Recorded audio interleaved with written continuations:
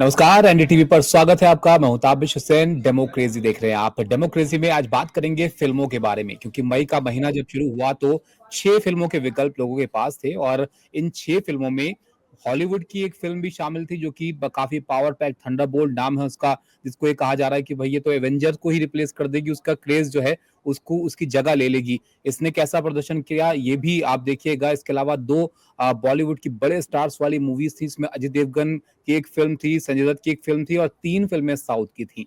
लेकिन जो शुरुआती 2 दिन रहे इन फिल्मों के, उसमें कहीं ना कहीं ऐसा लगा कि लोगों ने साउथ की जो सिनेमा थी उसको ज्यादा पसंद किया है। बॉक्स ऑफिस कलेक्शन अगर आप देखें, थोड़ा सरसरी मैं आपको बता देता हूं जल्दी से। तो रेड 2 जो अजय देवगन की मूवी है, इसने करीब 19 करोड़ की ओपनिंग करी थी और 2 दिन में करीब 31 करोड़ के आसपास की कमाई इसकी रही है। और द थर्ड केस जो साउथ की फिल्म थी, ये करीब 21 करोड़ की ओपनिंग इस मूवी ने दी थी। दूसरे दिन भी बहुत अच्छा ये कर रही है। रेट्रो मूवी 19 करोड़ के आसपास ओपनिंग में रही। इसके अलावा थंडरबोल्ट, जितना नाम बड़ा था इनका, उतना असर नहीं दिखा इंडिया में। करीब 5.5 करोड़ के आसपास ही इनका कलेक्शन रहा है 2 दिन में। द भूतनी, जो कि संजय दत्त इसके अंदर है, बड़ा नाम है, ये फ्लॉप की तरफ थोड़ी जाती हुई नजर आ रही है। करीब 1.25 करोड़ के आसपास इनकी 2 दिन में हुई है। एक टूरिस्ट फैमिली है जिसको तारीफें तो बहुत मिली, लेकिन कलेक्शन के मामले में बहुत ज्यादा अभी तक इनके हाथ कुछ नहीं लगा है। तो इस पर चर्चा करेंगे कि क्या लोग आजकल पसंद कर रहे हैं फिल्मों में, और ये साउथ की फिल्मों का क्रेज इतना क्यों यहाँ पर बढ़ा है अचानक से। हमारे साथ गिरीश वानखेड़े जी हैं, फिल्म कारोबार विशेषज्ञ हैं। गिरीश जी, थोड़ा कलेक्शन मैंने यहाँ पर बता दिया 6 फिल्मों का। लगभग हर तरह की मूवी का ऑप्शन था इस बार लोगों के पास कि आप जिस तरह का जॉनर पसंद करते हैं आप देखिए, और बड़े नाम इसमें शामिल थे। लेकिन साउथ की तरफ लोगों का ज्यादा झुकाव लग रहा है। वैसे आपकी क्या पसंद है? जी, मेरी पसंद भी साउथ ही है, क्योंकि एक्चुअली देखा जाए तो 6 फ़िल्मों में 2 बड़ी हम्म। फ़िल्में थी हिंदी की। हम्म। लेकिन मेरे लिए इन 6 फ़िल्मों में रेड 2 सबसे बड़ी थी, क्योंकि वो फ्रैंचाइज़ी फ़िल्म थी। हाँ। रेड 2 1 से बेहतर नहीं हो पाई, इसलिए पहले दिन उसका कलेक्शन भले ही करीब 19 करोड़ था, दूसरे दिन हम्म। ड्रॉप था, लेकिन आज उसका कलेक्शन बहुत स्ट्रॉन्ग है, तो वो आज बढ़ रही है। हम्म। भूतनी से लोगों को निराशा हुई, संजय दत्त की बड़ी फ़िल्म थी वो, लेकिन साउथ की जो तीनों फ़िल्में आई, दूसरी जिसमें से 2 तमिल हैं और 1 तेलुगु है। हम्म। रेट्रो और हिट 3 दोनों लोगों को बहुत पसंद आई है। हिट 3 तो ये थर्ड फ्रेंचाइजी फ़िल्म है, हम्म। और ये इसलिए पसंद आई है क्योंकि तेलुगु के और तमिल के एक्टर्स की रीच टेलीविज़न के कारण बहुत बढ़ चुकी है। बहुत सारे हम्म। लोग अपने घरों पे डब्ड सिनेमा देखते हैं, और ओटीटी हम्म। के कारण भी इन एक्टर्स को अब लोग जानने लगे हैं। पहले हम जूनियर एनटीआर या सूर्या या विक्रम की फ़िल्में नहीं देखते थे, लेकिन इन दिनों हम्म। देखने लगे हैं। तो हम्म। टेलीविज़न ने इनकी रीच बढ़ाई है, इनकी पॉपुलैरिटी बढ़ाई है, और उनकी फ़िल्मों में कहीं न कहीं एक रियलिज़्म होता है। कई बार हम्म। वो ओवर द टॉप भी करते हैं, लेकिन उनके साथ दर्शक कनेक्ट कर पाते हैं। एक हमारी फ़िल्में रियलिज्म रियलिज्म खत्म हो गई। एक होता है। चलिए, वो उनकी एक अपनी सिनेमा की समझ है, लेकिन इस बात के लिए तो मैं भी यहाँ पर तारीफ करूंगा गिरीश जी के। हर बार ऐसा तो जरूर लगता है कि कुछ ना कुछ नया ट्राई करने की कोशिश वो कर रहे हैं हर फिल्म के साथ, भले वो जी। कॉन्सेप्ट कैसा भी हो। आप ये कहिए कि एक्शन कुछ वास्तविकता से बहुत ज्यादा दूर हो जाता है, लेकिन ठीक है, मूवी के लिए आप एंटरटेनमेंट चाहिए लोगों को, और उसमें कुछ नया जरूर साउथ से मिलता है। क्या ये वजह है कि लोग ज्यादा पसंद करने लग गए हैं? जी हाँ, सबसे बड़ी यही वजह है, और ख़ासकर देखिए उनकी सभी फ़िल्मों में मलयालम सिनेमा से जो हम्म। एक्सपेरिमेंट करता रहा है हमेशा, हाँ। और इस बार तमिल में जो रेट्रो है, उसने भी, वो रेगुलर एक एक्शन फ़िल्म है सूर्या की, लेकिन उसमें भी एक एक्सपेरिमेंट है। उसके अलावा जो हम्म। टूरिस्ट फैमिली है, वो भी तमिल फ़िल्म है, वो छोटे बजट की फ़िल्म है, लेकिन उसमें कहीं न कहीं एक ह्यूमन एलिमेंट है जो लोगों को पसंद आया है।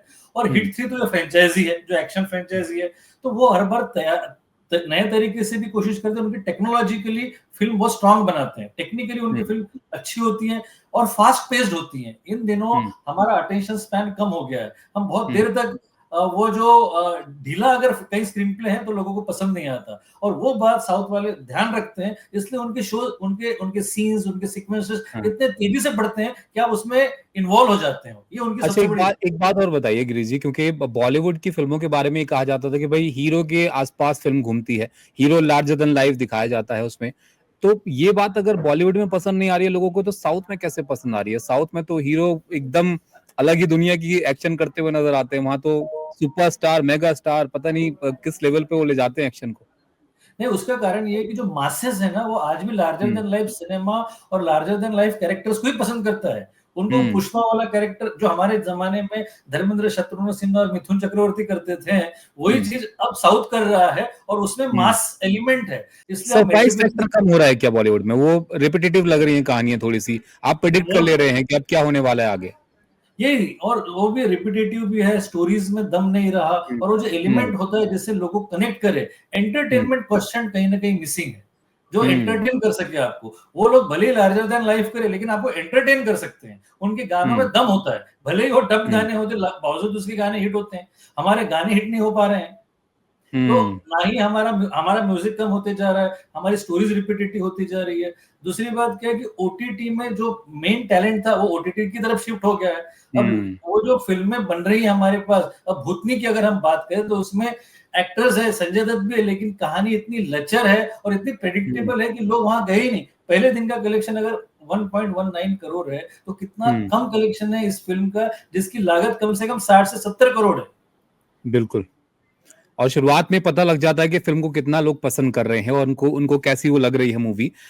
लेकिन ये अजय देवगन की रेड 2 की हमने बात करी, सीक्वल जो होते हैं वो ज़्यादा उम्मीद होती है लोगों को ज़ाहिर तौर पर एक हिट फ़िल्म के बाद कि कुछ वैसा ही परफ़ॉर्म वो करे। तो कई बार ऐसा होता है कि वो सीक्वल बहुत अच्छा परफ़ॉर्म नहीं कर पाती है, लेकिन रेड 2 को अच्छा रिस्पॉन्स मिला है कंपैरेटिवली एक बाकी तो सीक्वल से बहुत देखें। अच्छी आपको बनाई है लगता है फिल्म। कि ये थोड़ा इंटरेस्ट जगा पाएगी लोगों में बॉलीवुड को लेकर? जी हाँ, ये जरा आप देखिए, पहले दिन का कलेक्शन अगर आप देखें तो 19 करोड़ के लगभग है। हुँ, दूसरे दिन तो चूँकि वर्किंग डे था, तो वो हुँ, पहुँच गया है कुछ 13 करोड़ तक। लेकिन आज हुँ, मैं देख रहा हूँ, सुबह से लेकर शाम तक का जो कलेक्शन देख रहा हूँ, मुझे लगता है कि आज कम से कम 22 से 25 करोड़ होगा।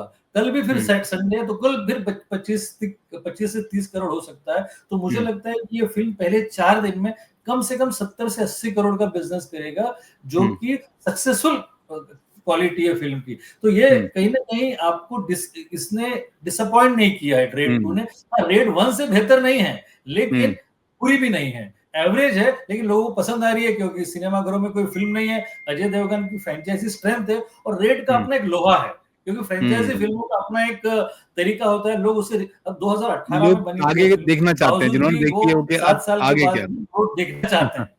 वही इसकी विशेषता है। बिल्कुल, बिल्कुल। अब आते हैं हॉलीवुड पर। ये जो थंडरबोल्ट मूवी आई है, इसका इतना बज़ था कि भई ये मूवी तो ऐसी है, साइ-फाई मूवी, एक तो सुपर हीरोज़ में अगर नज़र आएँ तो एक अलग फैन फॉलोइंग है सुपर हीरोज़ की। मुझे खुद पर्सनली एवेंजर्स बहुत पसंद है।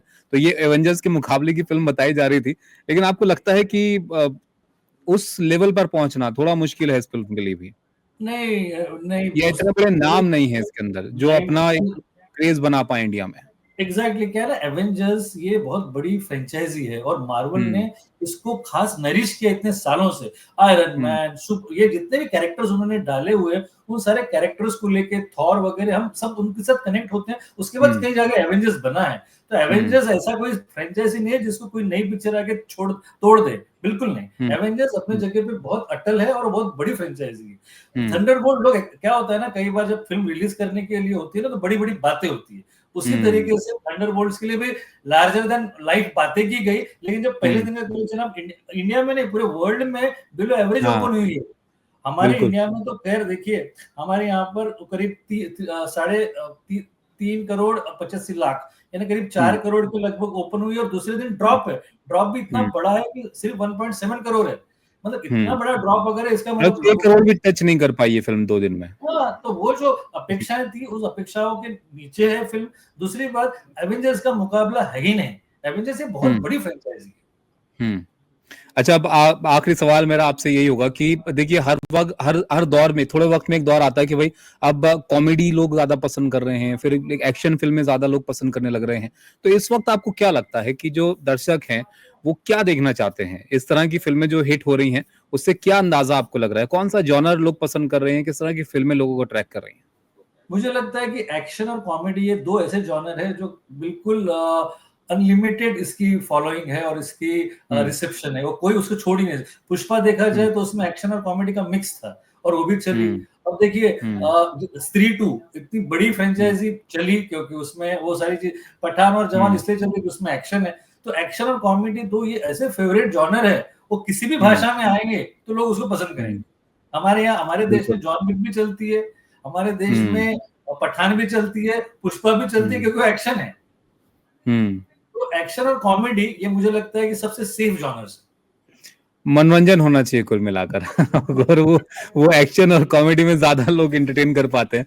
बहुत शुक्रिया आपका गिरीश जी हमारे साथ जुड़ने के लिए और बहुत अच्छे से इन फ़िल्मों को एनालाइज़ करने के लिए किस तरह का परफ़ॉर्म कर रही हैं फ़िल्में बॉक्स ऑफिस पर। बहुत शुक्रिया आपका। थैंक तो यू सो ये मच। इस हफ़्ते का डेमोक्रेसी था।